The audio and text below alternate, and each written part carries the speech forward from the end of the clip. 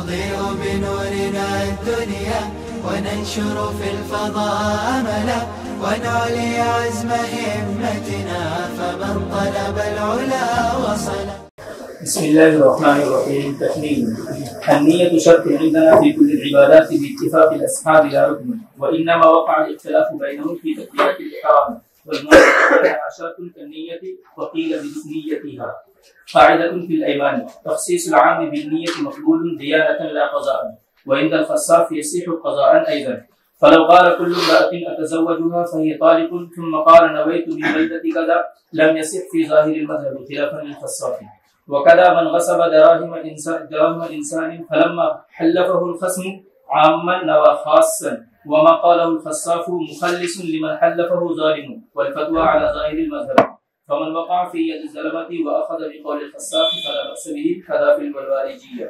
ولو قال كل مملوك أملكه فهو حر وقال عليك به الرجال دون النساء دجن، بخلاف ما لو قال نويت السود دون البيت، أو بالعكس لم يصدق ديانة أيضا كقوله نويت النساء دون الرجال. والفرق بيناه في الشرح من باب اليمين بالطلاق والعتاق، وأما تعبين الخاص بالنية فلم أره الآن.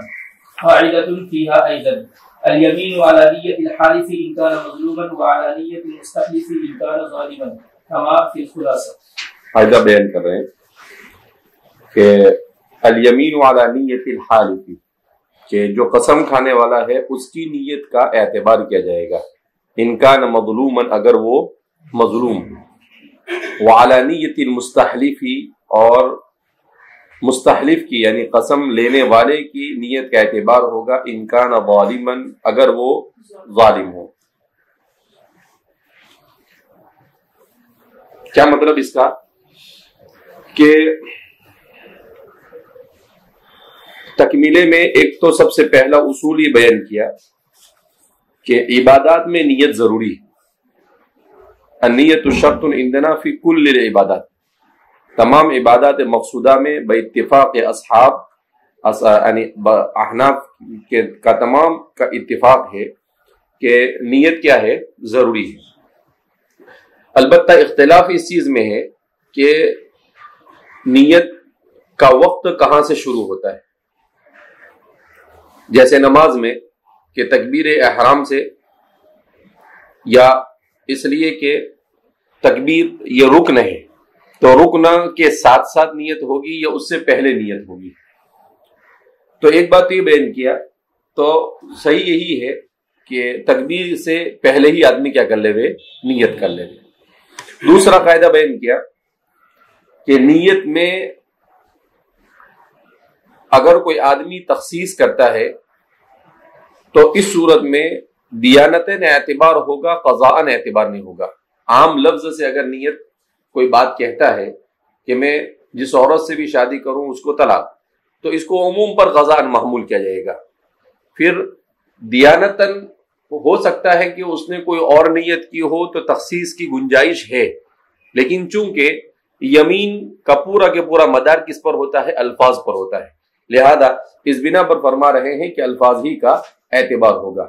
البتہ امام خصاف کا اس سلسلے میں اختلاف ہے کہ انہوں نے کہا کل امرأۃ تزوجها فیت، کہ اگر کوئی آدمی کہے کہ ہر وہ عورت جس سے میں نکاح کروں وہ مطلقہ ہے، پھر اس کے بعد اس نے کہا کہ میں نے تو خاص شہر کی نیت کی تھی، تو قضاءً ظاہر مذہب میں تو صحیح نہیں ہے۔ امام خصاف کہتے ہیں کہ ان کا اختلاف ہے کہ قضاءً بھی کیا ہو جائے گا؟ درست ہو جائے گا اگر وہ ایسا کہے تو۔ اسی طریقے سے ومن غصب دراہم انسان، کسی شخص کے دراہم کو غصب کر لیا، پھر جب قسم لی گئی اس سے قسم لی تو اس نے قسم کھائی، تو فرماتے ہیں کہ عام لفظ بولا، اس سے یہ قسم لیا گیا طلب منہ الیمین علی انہ ما غصب منہ درہما، کہ تم یہ قسم کھاؤ کہ اس نے کوئی بھی ایک درہم بھی اس سے لیا نہیں۔ تو اس نے کیا کیا؟ نوا درہمن خاصن، کہ اس نے خاص درہم، کہ میں نے نیشاپور والا درہم نہیں دیا، میں نے سود نہیں دیا، ایسی اس نے قسم کھائی۔ تو فرما رہے ہیں کہ اس صورت میں اس کی اس قسم کا اعتبار نہیں ہوگا۔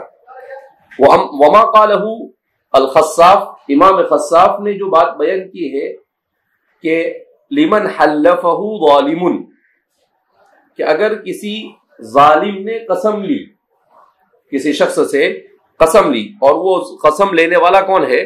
ظالم ہے. والفتوى على ظاہر المذہب، تو امام خصاف کے قول کا اعتبار ہوگا اس وقت جبکہ وہ ظالم ہو. اس لیے کہہ رہے ہیں کہ فمتى وقع في ايدي الظلم، مثلا کوئی آدمی ظالموں کے ہتھے لگ گیا اور اس نے اس سے قسم لی کہ تم قسم کھاؤ کہ وہ تم ہم میں سے کسی کا نام کسی کو بتاؤ گے نہیں، اس طرح سے عام قسم لی، تو اس نے کیا کیا؟ قسم کھائی اور اس قسم میں خاص کی نیت کر لیا. تو کہا کہ اس صورت میں امام خصاف کے قول پر کیا کیا جائے گا؟ عمل کیا جائے گا. امام خصاف کے قول پر کیا کریں گے؟ عمل کیا جائے گا. کہ اس نے بولا عام کہ میں نام نہیں لوں گا، لیکن دل میں یہ سوچا کہ دو چار کے نام لے لوں گا اور دو چار کے نام لے لوں گا. تو بیان کر رہے ہیں کہ چونکہ وہ مظلوم ہے اس لیے یہاں پر امام خصاف کے قول پر عمل کر لیا جائے گا. کذا فی الوالجیہ، فتاوی والوالجیہ کے اندر میں اسی طریقے سے کیا ہے؟ ذکر کیا ہے. اس کے بعد بیان کر رہے ہیں کہ تعمیم الخاص بالنیہ، کہ کسی خاص کو نیت سے عام کرنا. اوپر تو ذکر کیا کہ عام کو خاص کرنا، اس کا مسئلہ بیان کیا کہ عام حالات میں تو درست نہیں، مگر مخصوص حالات کے اندر میں تخصیص کی جا سکتی ہے، جبکہ مظلوم ہو قسم کھانے والا اور قسم لینے والا کون ہو؟ ظالم ہو. تو مصنف فرماتے ہیں کہ لم ارہ، کہ میں نے اس کی کوئی شکل میں نے دیکھی نہیں ہے کہ خاص بول کر عام مراد لیا گیا ہو.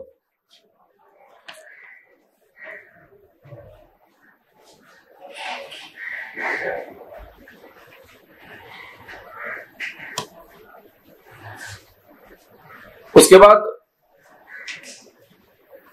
مختلف تحقیقات کے بعد مصنف نے یہاں پر، شارح نے یہاں پر اس کو ذکر کیا ہے کہ تعمیم الخاص بنیتی ما فی حدیث سوید بن حنظلہ قال خرجنا ومعنا وائل بن حجر. ایک حدیث سے استدلال کرتے ہوئے اپنے موقف کو بیان کرتے ہیں. فاخذہ اعداؤہ، کہ ہم وائل بن حجر کے حجر کے ساتھ نکلے تو ہمارے ساتھ فاخذہ اعداؤہ، دشمنوں نے انہیں پکڑ لیا. فتحرج القوم ان یحلفوا، اور انہیں مجبور کیا کہ وہ قسم کھائے. وحلفت انہ اخی، اور میں نے قسم کھا لیا کہ وہ میرا بھائی. فخلى عنہ العدو، تو دشمن نے انہیں چھوڑ دیا. فذکرت ذلک للنبی، پھر میں نے حضور سے آ کر کہا کہ میں نے اس طرح سے جھوٹی قسم کھا کر کہا کہ یہ میرا بھائی ہے. فقال صدقت، تو حضور نے کہا کہ آپ نے صحیح کہا، المسلم اخو المسلم، مسلمان مسلمان کا بھائی ہوا کرتا ہے. فاجاز النبی حلفہ والاخ خاص خصوصا نوع هو نوع خاص من القرابۃ، کہ اس سے ایسا پتا چلتا ہے کہ عام بول کر مخصوص حالات کے اندر میں خاص بھی مراد لیا جا سکتا ہے. وَإِذَا أَرَادَ الرَّجُلُ أَن يَغِيبَ فَحَلَّفَتْهُ امْرَأَتُهُ فَقَالَ كُلُّ جَارِيَةٍ اشْتَرَيْتُهَا فَهِيَ حُرَّةٌ، يعني كل سفينة جارية عملت نيته ولا يقع عليه الإتق لأن الجارية مشتركة بين الفتية والسفينة كذا في القاموس.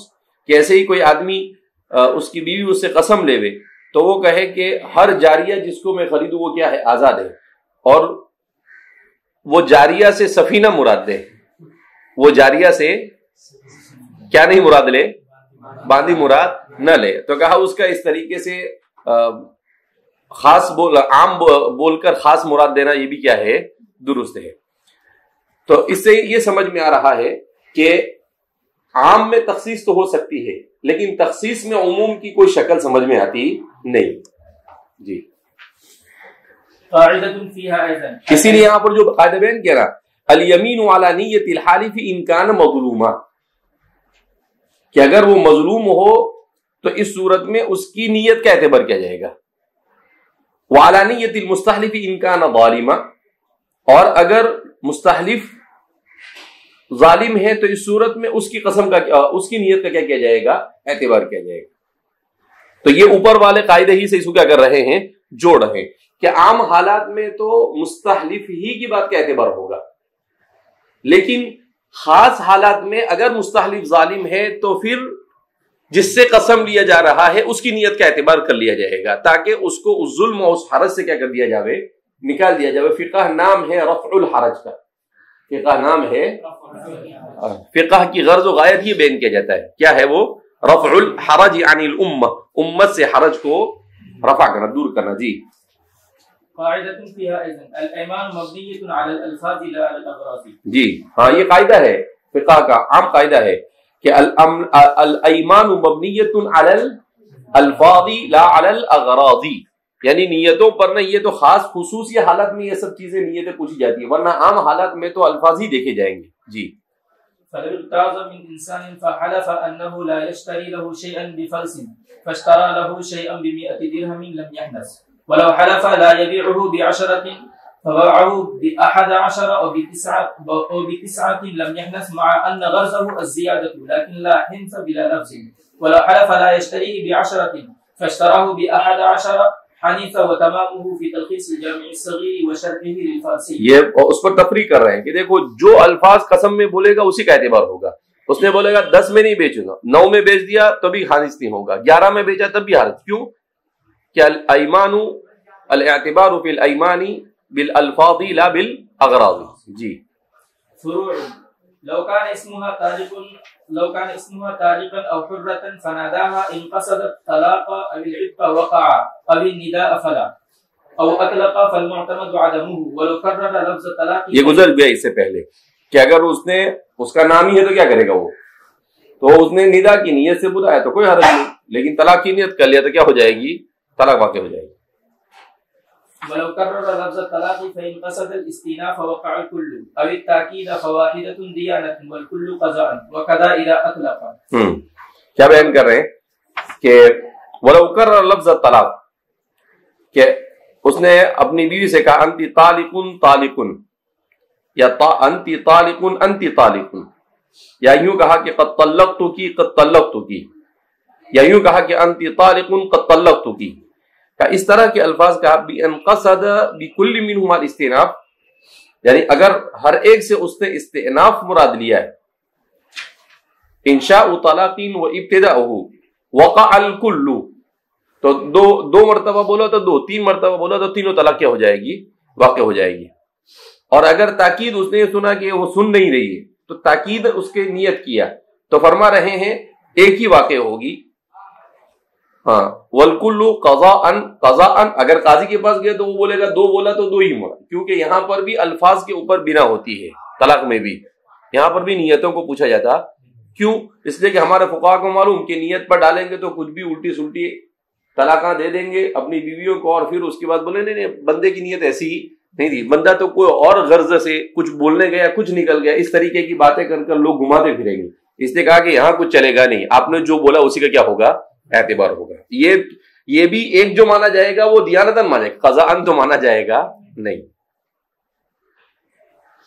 ولو قال انت طالق واحدة في سنتين فإن نوى مع سنتين فثلاث دخل بها أو لا، وإلا فإن نوى وسنتين فثلاث إن كان دخل بها، وإلا فواحدة، كما إذا نوى الظرف أو أطلق، ولو نوى الضرب، یعنی ایک کے ساتھ 2 یا 2 کے ساتھ 1 ایسا بولا تو کتنی ہوتی، 2 اور 1 کتنی ہوتی ہے، تو 3 ہی واقع ہوگی نا۔ اور پھر اس کے بعد بولے گا نہیں وہ بندے نے ایسا مراد دیا، وہ بندہ کیا کر دینے کا، چھوڑ دینے کا۔ ہاں ولو نوى الضرب والحساب فكذلك، وكذا في الإقرار۔ ولو قال انت علی، یعنی اقرار میں بھی کسی کے لیے اس طرح سے اقرار کرے، ایک 100 200 کے ساتھ میں، تو کتنے دینے پڑیں گے، 300 دینے پڑیں۔ ہاں ولو قال انت علی مثل امی او كأمي رجع الى قصده لينكشف حكمه، فإن قال اردت الكرامة فهو كما قال في ان التكريم بالتشبيه فاشل في الكلام، وإن قال اردت الزهار فهو زهار لأنه تشبيه بجميعها، وإن قال اردت الطلاق فهو طلاق بائن، وإن لم تكن، یہ کیونکہ عام طور پر اکرامن ایسا سے بولا جاتا ہے، اس وجہ سے یہاں پر نیت کو پوچھا جائے گا، ورنہ دیکھا جائے تو یہاں پر بھی نیت کی ضرورت ہونی چاہیے نہیں۔ جی وإن لم تكن له نية فليس بشيء عندهما، وقال محمد رحمه الله هو زهار، وإن عنا به التحريم لا غير، فعند أبي يوسف رحمه الله إيلاء، وعند محمد رحمه الله زهار. ولو قال أنت علي حرام كأمي ونوى زهارا أو طلاقا فهو على ما نوى، وإن لم ينوي فعلى قول أبي يوسف رحمه الله إيلاء وعلى قول محمد رحمه الله زهاد. ومنها لو قرأ الجنوب قرآنا فإن قصد التلاوة حرم وإن قصد الذكر فلا. ولو قرأ الفاتحة في صلاته على الجنازة إن قصد الدعاء والثناء لم يكره وإن قصد التلاوة كره. یہاں پر بھی بیان کر رہے ہیں لو قرأ الجنوب قرآنا فإن قصد التلاوة حرم. جنوبی قرآن نہیں پڑھ سکتا ہے، اگر اس نے تلاوت کی قصد سے پڑھا تو یہ تو حرام کا ارتکاب کیا. وَإِن قَصَدَ الذِّكْرَ فَلَا يَحْرُمُ. اور اگر اس نے ذکر کی نیت کی تو اس صورت میں وہ حرام نہیں ہوگا. وَلَوْ قَرَأَ الْفَاتِحَةَ فِي صَلَاتِهِ عَلَى الْجَنَازَةِ. اور اگر نماز جنازہ میں سورہ فاتحہ کی تلاوت کی، ان قصد الثناء والدعاء، اگر اس سے ثنا اور دعا ہی کا قصد کیا تو مکروہ نہیں. وَإِن قَصَدَ التِّلَاوَةَ كُرِهَ. اور اگر اس نے تلاوت کی نیت کیا تو اس صورت میں کیا ہوگا؟ مکروہ ہوگا. جی. عطس الخطيب فقال الحمد لله إن قصد الخطبة صحت وإن قصد الحمد للعطاس لم تصح. ذبح فعطس وقال الحمد لله فكذلك. ذكر المصلي آية أو ذكرا أو قصد به جواب المتكلم فسد وإلا فلا. تكميل في النيابة. قصد به جواب المتکلم فسد الصلاۃ. نماز میں اس طرح سے متکلم کے جواب کے طور پر اگر اس نے بول لیا تو نماز بھی کیا ہو جائے گی؟ کیونکہ خارج صلاۃ کا عمل ہوا. جی. تکمیل فی النیابۃ فی النیۃ. نیابت فی النیہ کا کیا حکم ہے؟ جی. قال فی تیمم القنیۃ مریض یممہ غیرہ فالنیۃ علی المریض دون المتیمم. وفی الزکاۃ قالوا المعتبر نیۃ الموکل. مریض یممہ غیرہ، وہ بیچارہ اتنا بیمار ہے کہ خود اپنے سے تیمم بھی کر سکتا نہیں. فالنیۃ علی المریض دون من یممہ. تو وہ جس وقت اس کو تیمم کرا رہا ہے اس وقت وہ جو نیت کرے گا اس کا اعتبار ہوگا. کون؟ جس کو تیمم کیا جا رہا ہے. جو تیمم کر رہا ہے اس کی نیت کا اعتبار نہیں ہوگا. یعنی نیابت کے اندر میں کیا بیان کرے؟ دون من یممہ، جس نے اس کو تیمم کروایا اس کی نیت کا اعتبار نہیں ہوگا بلکہ مریض کی نیت کا اعتبار ہوگا. اس لیے کہ تیمم اس کو کیا جاتا ہے اسی کا اعتبار ہوگا. جی. یعنی نائب کی نیت کا اعتبار نہیں ہوگا، جو اصل ہے اسی کی نیت کا اعتبار ہوگا. جی. یہ کیوں یہاں پر یہ مسئلہ ذکر کیا؟ مثلا اس کو تیمم کروا رہے، اب جس کو تیمم کروا رہے ہیں وہ تیمم نماز کے لیے کرتا ہے، وہ تیمم اس کو جنابت کے غسل کے نیابت کے طور پر کر رہا ہے، کیا کر رہا ہے؟ تو وہ ساری چیزیں کون نیت کرے گا؟ اصل ہی کرے گا. کون کرے گا؟ جی. وفي الزكاة قالوا المعتبر نية الموكل فلو نواها ودفع الوكيل بلا نية أجزاءته كما ذكرناه في الشرح. زکات کے باب میں بھی نیت الموکلی جو اصل ہے اسی کی نیت کا اعتبار ہوگا. فلو نواها، اس نے نیت کر لی اور ملک وکیل کو دے دیا. فدفع الوکیل بلا، اور وکیل نے بغیر نیت کے آگے دے دیا، اجزاءته تو صحیح ہو جائے گا. وکیل کو آگے کچھ کرنے کی ضرورت نہیں کیونکہ اصل نے نیت کر لی ہے، لہذا نائب کی نیت کی ضرورت نہیں. وفي الحج عن الغير الاعتبار لنية المامون وليس هو من باب النيابة فيها لأن الأفعال إنما صدرت من المامون فالتعتبر نيته. وفي الحج عن الغير یعنی حج بدل کے بارے میں بیان کر رہے ہیں. الاعتبار بنیت المأمور، کس کی نیت کا اعتبار ہوگا؟ مأمور کی نیت کہتا ہے. دوسرے کے لیے وہ جا رہا ہے لیکن اعمال حج تو وہی کر رہا ہے نا. لیکن لیس ھذا من باب النیابت بھی، نیابت کے طور پر تو وہی ہوگی. البتہ قران ہے، حج تمتع ہے، حج افراد ہے، یہ نیت کس کی معتبر ہوگی؟ کس کی ہوگی؟ حج بدل کرنے والے کی. بدل کے طور پر جا رہا ہے تو وہ تو اس کو پیسے دے رہا ہے، وہ سب بندوبست کر رہا ہے، تو اسی کی نیت کر کے بھائی یہ میرے لیے حج کے لیے جا رہا ہے. لیکن وہاں جانے کے بعد جو نیتیں ہیں وہ نیتیں کس کی ہوگی؟ موکل کی. کہ قران کرنا یا بدل کرنا، قران کرنا یا تمتع کرنا یا افراد کرنا، یہ سب چیزوں میں اس کو بار بار اس کو پوچھنے کی ضرورت نہیں. جی. اشتملت قاعدة الأمور بمقاصدها على عدة قواعد كما تبين لك وقد أتينا على عيون مسائلها وإلا فمسائلها لا تحصى وفروعها لا تستقصى. آگے اشتملت على عدة قواعد کہا، بہت سارے قواعد پر مشتمل ہے، جیسا کہ اوپر تفصیل کے ساتھ بیان کیا مصنف نے. اس کے بعد بھی کیا کہتے ہیں؟ اس پر ہم نے بنیادی مسائل کو ذکر کیا اصولی طور پر اور کلیات کو، ورنہ اس کی جزئیات لا تحصى اتنی زیادہ ہے کہ شمار بھی کی جا سکتی نہیں. کیوں؟ اس لیے کہ جنت اور جہنم کے دوام کا مداری اس پر ہے، نیت کے اوپر. تو ظاہر سی بات ہے اس کے مسائل بھی کیسے ہوں گے؟ ویسے ہی ہوں گے. وفروعها لا تستقصى، اتنے فروعات ہے کہ اس کو شمار بھی کیا جا سکتا نہیں. پھر شروع کر رہے ہیں. تجي قاعدة الأمور بمقاصدها في علم العربية أيضا، فأول ما اعتبروا ذلك في الكلام فقال سيبويه والجمهور باشتراك القصد فيه فلا يسمى كلاما ما نطق به النائم والساهي. عجیب مسئلہ لائے، کہا کہ یار نیت خالی ہمارے یہاں مسئلے مسائل میں نہیں چلتی ہے، کہا علماء عرب کے یہاں پر بھی نیت چلتی ہے، نحوی صرفی ان لوگوں کے یہاں پر بھی کیا ہوتی ہے، نیت چلتی ہے. کہا کیسے؟ کہا معتبر ذالک فی الکلام، کہا کلام کس کو کہتے ہیں؟ سیوے اور جمہور کہتے ہیں باشتراط القصد فیہ، جو بالقصد آدمی اپنے ارادے سے بولے اسے کلام کہتے ہیں. اسی لیے کہتے ہیں نا شعر بھی اس کو کہا جاتا ہے جو ارادے کے ساتھ اور اوزان کی رعایت کرتے ہوئے کہا جاوے. اگر بغیر ارادے کے نکل گیا مشجع مقفع کلام تو اس کے اوپر شعر کا اطلاق ہوتا نہیں ہے. اسی لیے اللہ کے رسول صلی اللہ علیہ وسلم نے جو کہا انا النبی لا کذب انا ابن عبد المطلب، یہ شعر ہے یا نہیں ہے؟ تو اس سلسلے میں عام طور پر یہ کہنا ہے کہ یہ شعر نہیں ہے، اس لیے کہ آپ نے، کیونکہ قرآن نے آپ کے بارے میں کہا وما ہوا بشاعر، لہذا آپ نے کوئی شعر کہا نہیں. تو یہ ایک مشجع مقفع کلام ہے جو بغیر قصد شاعری کے آپ نے کیا ہے. تو اس سے معلوم ہوا کہ نیت ادھر ادھر نہیں، یہاں پر بھی کیا ہوتی ہے نیت. اسی لیے فرما رہے ہیں فلا یسمى کلاما من نطق به ما نطق به النائم، نیند میں انسان بک بک کرتا ہے اس کے اوپر کلام کا اطلاق ہوتا نہیں ہے، بالقصد جو بولا جائے اس پر کلام کا اطلاق ہوتا ہے. جی وما تحقی الحیوانات المعلمۃ، ہاں حیوانات معلمہ یعنی پوپٹ کو سکھا دیتے ہیں، طوطے کو، اور اس کے علاوہ جو دوسری، تو وہ اگر کوئی چیز، وہ اگر قرآن سورہ فاتحہ پڑھے تو اس کو پڑھنا نہیں کہیں گے، وہ تو صرف کیا ہے نقل، کیونکہ اس کے پاس ارادہ اور قصد کوئی چیز ہوتی نہیں. وخالف بعضهم فلم يشتركه وسمى كل ذلك كلاما واختاره ابو حیان. ابو حیان الغرناطی انہوں نے کہا کہ نہیں جو بھی ہو کلام بالقصد یا بلا قصد ہو، اسے کیا کہا جاتا ہے کلام کا. لیکن جمہور کا کہنا ہے کہ نہیں.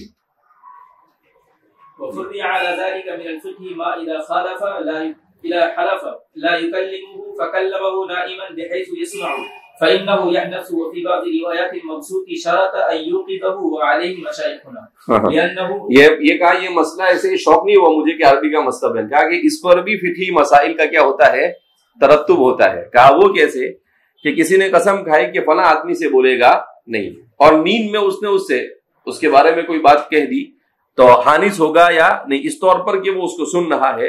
فإنه يحنس، تو کہا کہ وہ حانس ہو جائے گا. لیکن مقصود کی بعض روایت میں ہے شرطہ ان یوقظہ، کہ اسے فوراً اٹھائے، تو یہ کہا جائے گا کہ بھئی اس کے ارادے کا دخل ہے. وعلیہ مشائخنا، ہمارے مشائخ بھی اسی پر ہے. اس کا مطلب یہ کہ وہ حانس ہوتا، صرف بولنے سے اس طرح سے وہ حانس ہوگا نہیں. لأنه إذا لم يتنبه كان كما إذا ناداه من بعيد فهو بحيث لا يسمع صوته كذا في الهداية والحاصل. کہا یہ ایسے ہی جیسے دور سے کوئی بولے اور وہاں سے آواز نہ پہنچے، اسی پر اس کو محمول کیا جائے گا، اس لیے وہ حانس نہیں ہوگا. والحاصل أنه قد اختلف التصحيح فيها كما بيناه في شرحه ولم أرى إلى الآن حكم إذا ما كلمه مغمى عليه أو مجنونا أو سكرانا.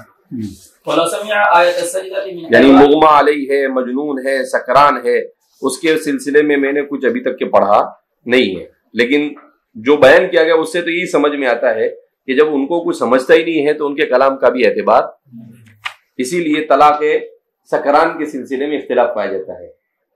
تو بعض نے کہا کہ اس کو کچھ سمجھتا ہی نہیں تو اس کی طلاق کو طلاق کیوں کہیں گے، لیکن جمہور یہ کہتے ہیں کہ اس لیے کہ اس نے پیا کیوں، اس کی طلاق کو اس لیے واقع قرار دیتے کہ اس نے پیا کیوں، اور پینا حرام تھا، اس نے حرام کا ارتکاب کیوں کیا. کہا ایسا کریں گے تو کوئی آدمی کبھی بھی کیا کرے گا، پی لے گا اور اس کے بعد بولے گا کہ میں نے تو شراب پی تھی، تو لوگوں کے لیے ایک دروازہ کیا ہو جائے گا، کھل جائے گا. تو صدر للباب کہا کہ وہ طلاق واقع ہو جائے گا. جی ولو سمع آية السجدة من حيوان صرحوا بعدم وجوبها على المختار لعدم أهلية القارئ بخلاف ما إذا سمعها من جنوب. اسی کو بیان کر رہے ہیں کہ اگر آیت سجدہ کسی طوطے کو سکھا دیا آیت سجدہ، اور طوطا پورا دن وہ 14 کے 14 آیت سجدہ کیا کرتا رہتا ہے، پڑھتا رہتا ہے، تو کہا کہ اس سے واجب نہیں ہوگی، کیونکہ وہ کلام ہی نہیں، وہ کلام ہی ایسے ہی کیسٹ میں وہ اس کو وہ بھی اسی پر محمول ہوگا، وہ بھی اسی پر کیا ہوگا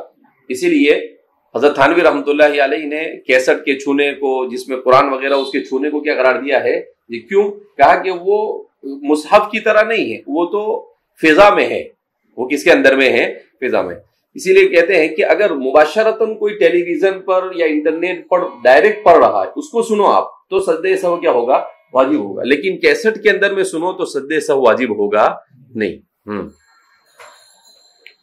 والسماع من المجنون لا يوجبها ومن النائم يوجبها على المختار وكذا تجب بسماعها من سكران ومن ذلك والسماع من المجنون لا يوجبها کہ اگر مجنون اس کو بھی کچھ سمجھ میں نہیں آتا، ایسے پڑھ رہا ہے، حافظ تھا بعد میں مجنون ہو گیا، تو فرما رہے ہیں کہ اس صورت میں لا يوجبها ومن النائم يوجب على المختار، البتہ سونے والا اگر پڑھتا ہے تو مختار قول یہ ہے کہ اس میں کیا ہوگا؟ واجب ہوگا، اس لیے کہ پیچھے اختلاف گزر چکا ہے اس کے بارے میں۔ جی ومن ذلك المنادات النكرة إن قصد نداء واحد بعينه يعرف ووجب بناؤه على الضم وإلا لم يتعرف وأعرب بالنصب ومن ذلك العلم المنقول من صفة إن قصد به لم صفة المنقول منها أدخل فيها الألف واللام وإلا فلا وفروع ذلك كثيرة۔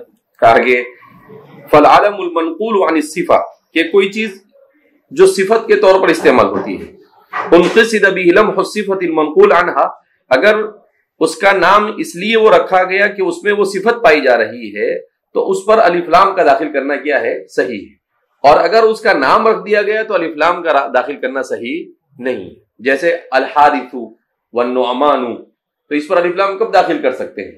کہ حارث اس لیے اس کا نام رکھا کہ وہ حارث ہی اس کی صفت کے ساتھ بھی کیا ہے؟ متصف ہے، تو الف لام داخل کر سکتے ہیں، لیکن حارث نام رکھ دیا گیا تو اب اس کے اوپر الف لام آئے گا نہیں، کیوں کہ علم کے اوپر الف لام آتا نہیں، کیونکہ علم خود ہی معرفہ ہے، تو الف لام لا کر اس کو ڈبل معرفہ کرنے کی کیا ضرورت؟ جی وتلي هذه القاعدة في العروض أيضا فإن الشعر عند أهله كلام موزون مقصود، یہ بیان کر رہے ہیں، دیکھو کہ شعر بھی اس کلام کو کہتے ہیں جو باوزن ہو اور بالقصد ہو، باوزن ہو اور بالقصد ہو، دونوں چیزیں شرط ہیں۔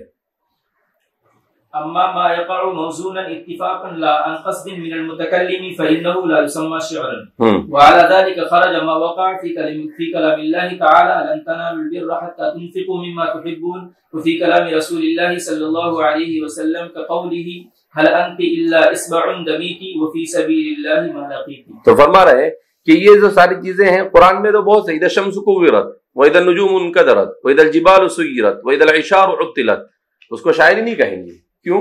وما هو بقول شاعر، قرآن نے کہہ دیا کہ یہ قول شاعر نہیں ہے، لہذا کہیں پر بھی، ورنہ ایسے اوزان تو قرآن میں کتنی ساری نظمیں نکل جائے گی، بہت ساری صورتیں ایسی ہیں جو نظم کی شکل اختیار کر لے گی، کہا وہ کیونکہ قرآن اپنے سے شعر کی نفی کر دی، وما هو بقول شاعر، بقول شاعر، کہ بھئی یہ شعر ہے ہی نہیں، لہذا اسی طریقے سے اللہ کے رسول صلی اللہ علیہ وسلم کے بارے میں جب قرآن نے کہہ دیا کہ آپ شاعر نہیں ہے، تو پھر آپ نے جو بھی کہا اس کو مشجع مقفع پر محمول کیا جائے گا، اس کو شعر کہا جائے گا نہیں۔ ایسے حضور نے 2 مرتبہ کہا ہے هل انت الا اصبع دمیت وفي سبيل الله ما لقيت، اسی طریقے سے انا النبی لا كذب انا ابن عبد المطلب۔ جی یہ ہو گیا الامور بمقاصدها، ایک اہم ترین قاعدہ تھا جس کو مصنف نے تفصیل کے ساتھ کیا بیان کیا۔ اب یہاں سے قاعدہ شروع کر رہے ہیں، القاعدۃ الثالثہ، تیسرا قاعدہ، الیقین لا یزول بالشک۔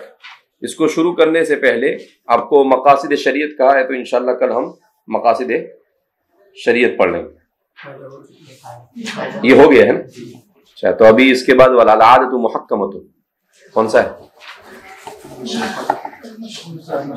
المشقۃ تجلیب التیسیر، ہاں مشقت تجلیب التیسیر بھی ہو گیا،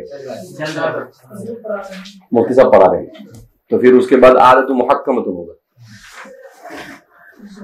ہاں الضرر یزال، وہ بھی اچھا قاعدہ ہے۔ یہ 5-6 قاعدے ہی ایسے ہیں کہ اس کو آدمی سمجھ لے تو اس کو تقریباً فقہ کیا ہوتی ہے، سمجھ میں آتی ہے۔